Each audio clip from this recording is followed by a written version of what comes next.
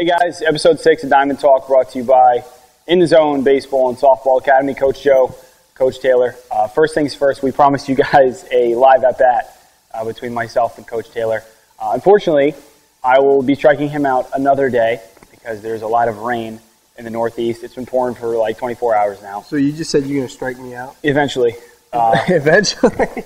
But look, we're going to get it done. We really want to talk about the strategy of pitching and hitting, but that'll be for a different time, hopefully next week or the week after. A couple of cool things planned for this week. I'm going to talk about the biggest velocity killer for youth pitchers.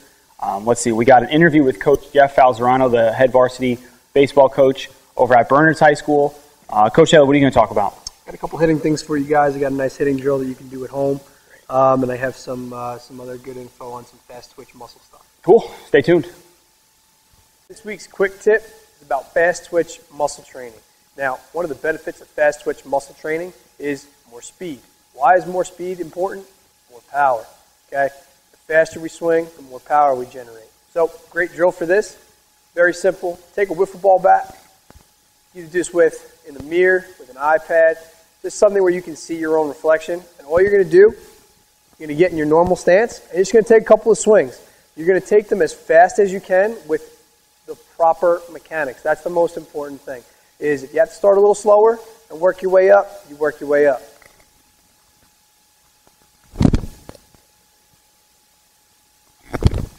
What this does is it teaches our muscle fibers to fire faster. So the biggest velocity killer in especially youth pitchers would be the dynamic and powerful movement of the front leg before you go down the mound. So I usually break it down for kids in a fun little way. If I do a push-up off the ground, I obviously weigh not as much as the earth, so I'm going to be moving. The mound kind of reacts the same way. When I push off the mound, I get my body going quicker, so it allows me to move that 5-ounce ball a little quicker. Obviously, if I take my front leg and I throw it all sorts of directions, it's going to be kind of like a pendulum effect, and it's going to slowly take me to the plate, as opposed to me hanging out and really getting into the back leg and getting into that good load position to then effectively drive towards the plate. So off the mound for young guys, I usually tell them to quiet down their big front leg. Usually helps them get involved. I'll get their back leg involved, and you see a velocity increase pretty much in 2 or 3 throws. Not 10, 15 miles an hour, but maybe a little better rotation on the ball, just because they're angling their drive a little bit better towards home plate instead of being slowly pulled in that direction. This week's hitting drill I have for you guys, I call this drill the finish drill. Now, very simple. What you're going to do is you're going to get your lower body in its finished position. So you have your front leg extended, you got your back leg rotated, and you got both hips and shoulders facing the baseball. Now, as a quick add-on, this is a great drill for both baseball and softball. This is just a pure hitting drill. So what we're going to do, like I said, get your lower body in position and set your hands up. Now, your hands are not going to be set up like you would in your normal stance. So if my normal stance is here, I have to have my hands moved. So about here. There's a slight drop in that bat angle so that I get my knob facing the baseball or the softball. All you're going to do, get in that stance, and you're just working on firing that bottom hand forward first, letting that travel as far as it can, and then letting the barrel fly in right behind the baseball.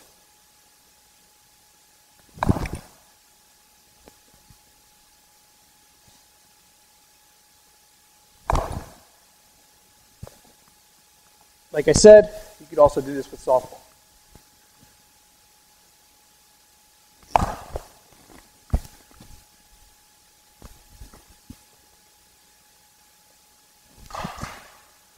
One last thing that you will notice, my head does not move. Make sure you keep your head down. That's where you can now add that no peak drill aspect into your swing. All right, guys, here with Coach Jeff Falzarano here. Coach, got a couple quick questions for you. The first one being, obviously there's an inning pitch count controversy going on in the major leagues. Guys throwing more, guys throwing less. What do you guys do for your own arm care systems here at the high school? Well, there's a combination of things that we do. The first and foremost is we try to make sure that we're fit. There's a fitness piece. We include all of our practices, whether it's weight room fitness or something we call Super 7s, where we do a lot of leg activities and core activities to make sure they're in good shape. We use the Jaeger bands for our arm care. We use Jaeger bands every day for stretching and warm up, getting our arms, as they say, feed the arms, getting them loose and worked. And we try to long toss as much as we can. But on top of that, we monitor very closely how much our kids throw.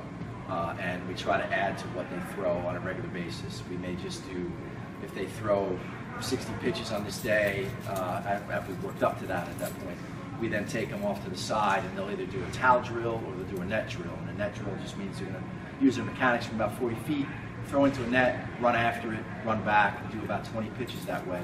So we try to extend their cardiovascular and their leg strength, and then hopefully be able to advance them from 60 pitches on. Gotcha. And I think it's working so far, but the other piece is making sure that they are honest with their health, how their arm's feeling, and they know their bodies better than I do. So how do they recover? What do they do to recover? Because there's so many theories about all that too. Definitely. Throwing more, throwing less. You know, it obviously differs. Icing, not icing. Absolutely, it differs running. by arm, I would imagine. Yeah. Second question would be, how do you guys think you're going to fare this season? Well, we have a good nucleus of kids back. 5 kids who've hit over 300 as underclassmen, and they are in that starting lineup. Hoping to advance that a little bit. And our top 2 pitchers are back as well. We had a nice opening day win, a 10-run Gale St. Bernard's, and really played well overall. And then we lost yesterday to Rutgers Prep 6-3. It's a combination of things: not throwing enough strikes, not being efficient enough, and not getting a key hit when we needed it. We had opportunities, left 10 guys on base, so it was a very competitive baseball game for us. A very well-played baseball game. But if we can get that aggressiveness up offensively in those crucial situations and be a little more efficient on the mound, I think we're going to have a wonderful year. Great, Coach. Sounds good. I know I'll be following you guys for sure. Appreciate it, Joe. Thank you. Thanks for watching, guys. I had a good time. 2 players of the week, as usual. We got James Joyce, Matt Farley, talking to Coach Dan, who's the coach of the 14U Cavs. Said James Joyce is doing a fantastic job, really being an example of what an ITZ player should do, showing up every day for practice, hasn't missed one yet. And what about Matt Farley, Coach? Coach Brandon has nominated Matt Farley. Matt Farley was in the hitting in the live hitting cages, really displaying his pitching mechanics, looking great, getting after hitters, really displaying some dominance on the mound. Well, that wraps it up, guys. We definitely appreciate you watching episode 6 so far.